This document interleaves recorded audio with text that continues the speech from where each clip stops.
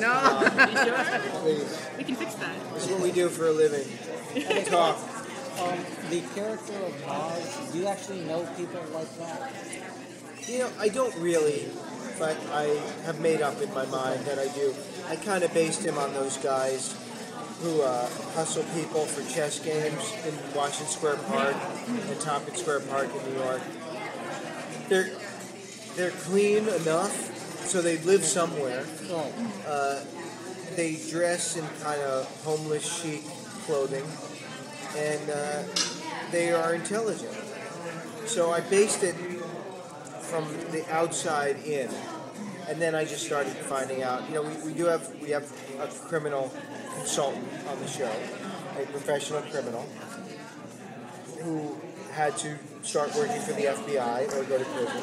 So I talked to him a lot, and he's what really taught me about that Mozzie and criminals like Mozzie and Neil they don't care that they're doing it for the good guys or the bad guys. It doesn't matter.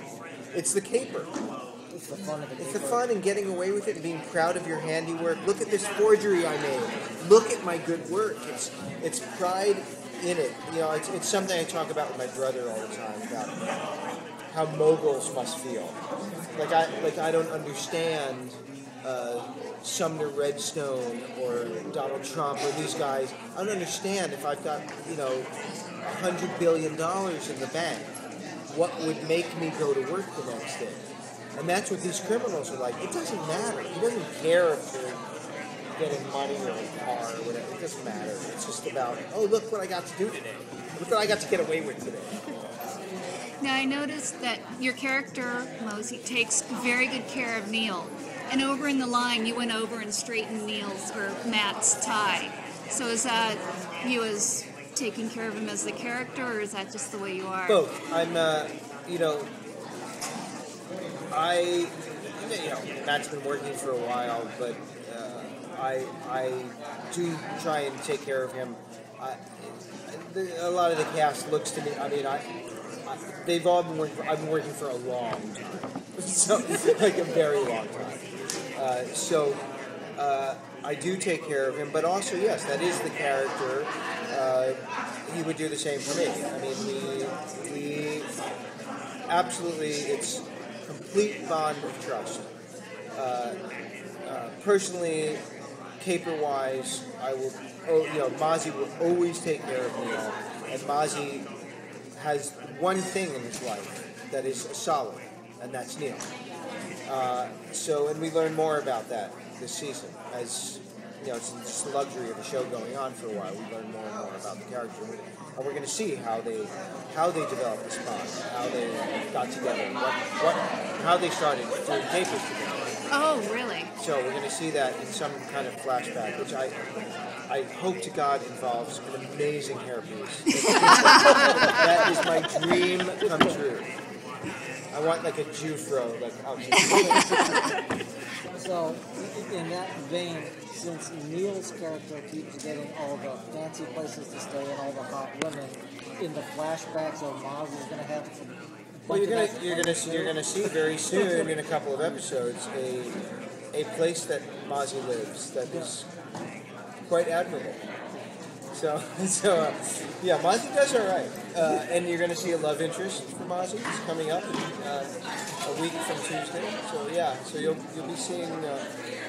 You get more of what's. I mean, again, it's just the luxury of the show going on, and it also sends a message as they get their marching orders from the network.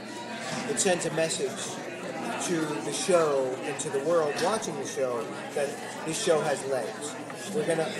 We want to see more of these people's lives because down the line we're going to go here and here and here and here and here. So it's good to provide that base, and so that's a great thing. It's a vote of confidence. Since you've done a lot of shows, how do you like kind of this 9-10 episode season? Well, I've been doing these kind of seasons for a long time. I mean, we do a 16 episode season. They just break it into 2 seasons. But for us, we're shooting a season of 16 episodes. So that's a lie that they tell the audience, like to get really great ratings for 2 more episodes, another premiere and another finale every year. So, and I've been doing that for a long time. I mean, on HBO, certainly we did 13 episode seasons. I love that because I always joke I deal in volume, not quality. so I like to, if I get to do a short season, for us, for this show, it's 16 is a lot for me, actually. So we're going to do 5-6 months, but in that 6 months off, I can make 3-4 movies, and that's a great thing. And I really believe in that. I, very early on, made a decision in my career I made the choice of longevity rather than quick hit and out. And then, they're both valid choices. And, TV is wonderful. I love TV because it's new every week and it's fast-paced and all that. The problem with TV, and you have to be very careful, you can be very famous on TV on that show. That's it. Like, I don't watch Castle, but I imagine to people who watch Castle, the guy who plays Castle is a massive TV star. But I don't have any idea, I don't know anything about that show. So it's very important to me, my idea of longevity. I got to hit here, and here. I got to do a couple of Disney shows so that I have fans who are 6 years old. I got to do something on Lifetime so I have middle-aged women. I got to, so I got to spread it out. What do you get most recognized for? Which role? You never know. Certainly, Sex and the City was such a phenomenon that I would say probably that. But see, I never saw that, so I never saw it either. At Comic-Con, I get, it's Stargate or Taken or X-Files or Quantum Leap or, whatever. I mean, you really never know. It is a game to play. Like when you see someone approaching you, it's a mental game you play. What is it going to be?